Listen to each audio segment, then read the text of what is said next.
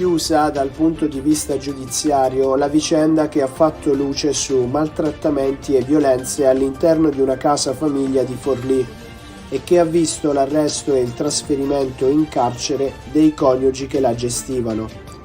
I due sono stati condannati a 4 anni di reclusione ciascuno. Percosse, ingiurie, minacce, cibi scadenti. La vicenda risale al 2014, quando un minore, oltre a denunciare che tutti gli ospiti venivano trattati male, ha raccontato anche delle violenze che aveva subito.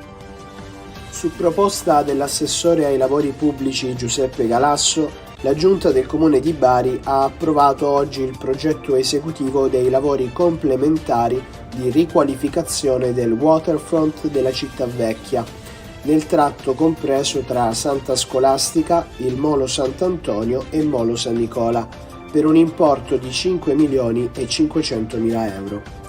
In particolare la delibera riguarda i lavori complementari all'opera di riqualificazione già in gara, pubblicata sul sito del Comune e finanziata per 16 milioni di euro dal Patto per Bari.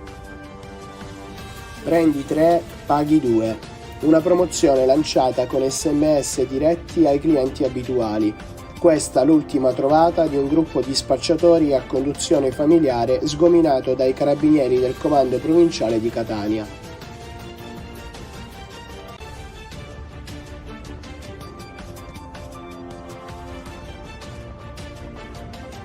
Gli indagati nell'operazione 3x2 sono complessivamente 26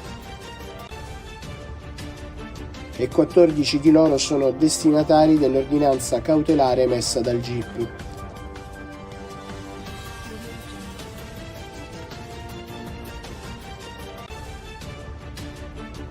I reati ipotizzati sono associazione per delinquere finalizzata al traffico di sostanze stupefacenti e spaccio di droga.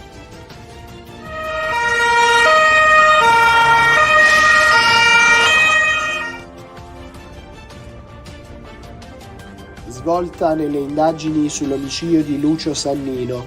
Sono stati arrestati 2 presunti killer che lo avrebbero ucciso nel 2014 a Torre del Greco.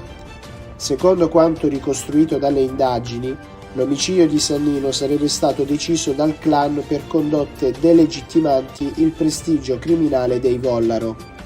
L'affiliato, stando all'ipotesi investigativa, avrebbe rubato denaro dalla cassa dell'organizzazione criminale e avrebbe commesso rapine senza l'autorizzazione del reggente del clan.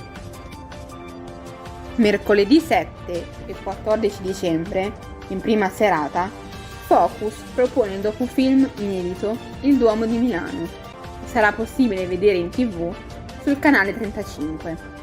Il Duomo è simbolo di Milano nel mondo ed è una delle più grandi cattedrali gotiche in Italia e in Europa.